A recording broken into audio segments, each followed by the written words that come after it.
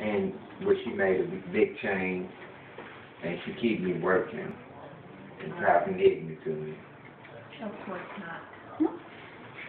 They were asking about some of the program. I didn't know all of it. I tried. I was asking, I'll be offering to people who come here, like to help them and help Well, them. initially, we get them off the street, so we're trying to get them housed. In the Samaritan House, we provide 3 meals a day, counseling, group sessions, if they have a substance use history, alcohol, disease history. And what else do we offer at the Samaritan House? And basically, they get a dietitian or a nutritionist that helps them with their diet and that kind of thing. Because most of them are coming weight down, they got to get their weight up in order to be able to take the weight down, eat meds, and get healthy. In the villages, we offer pretty much the same, except 3 meals a day. They still get to see counselors, case managers. During Christmas time, I'm sure Billy has told you, we provide them with toys, or food time, food supplies, food uniforms. So basically, when they come here on the apartment side, there's a lot of, mainly dealing with families, single mothers with children, trying to get back on their feet. So we provide all those services as well through the help of donors. Rick, did you introduce him? Education. No. He's the family health education coordinator. He's the one that rallies in the food supplies, Christmas gifts, that kind of thing. So that's what he does.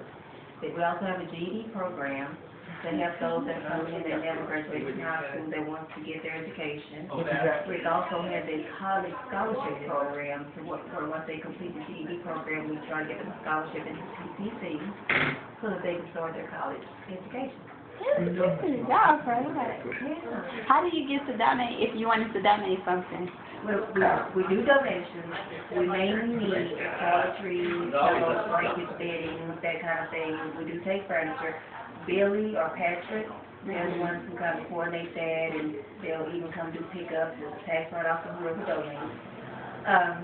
If you donate time, like you guys are doing now, come volunteer, because we have lots of things to do since we're non-profit, so a lot of things we just can't get around to. But, yeah, there's a lot going on here. And we donate, don't donate that little apartment you got. I would donate. But now, if your people ever have anything to donate, they can get which that'd be my email and my number.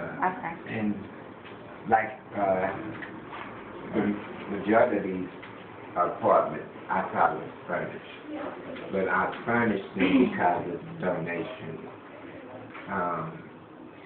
I wish I could just furnish it and had it right there.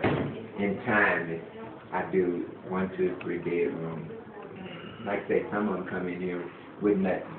And if they come in here with nothing, ask me, when I came here, I stayed 2 months over there with nothing. Now you see my apartment. That's cool.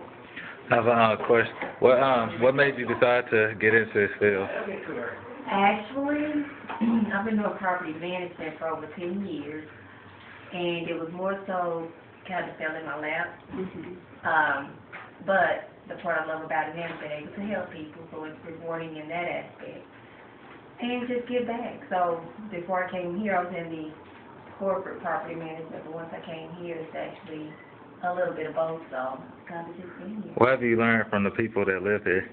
I learned it can be anybody. It can be your mom, it can be your dad, brother, sister, mother, grandmother. HIV doesn't discriminate.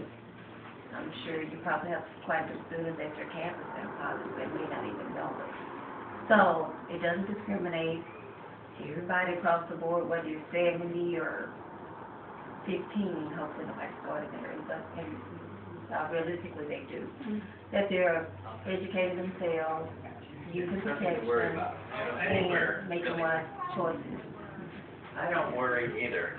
And something I noticed on the news last week, that there's still some old fools because there's a lot of people going to the health center today that's 55 and 50 years old to come find out today, it gotta be possible. Right, This and- is something new that's coming up. And I was actually at a clinic the other day, and I was speaking to the doctor there, and he said his youngest person that he had to diagnose was a 12-year-old.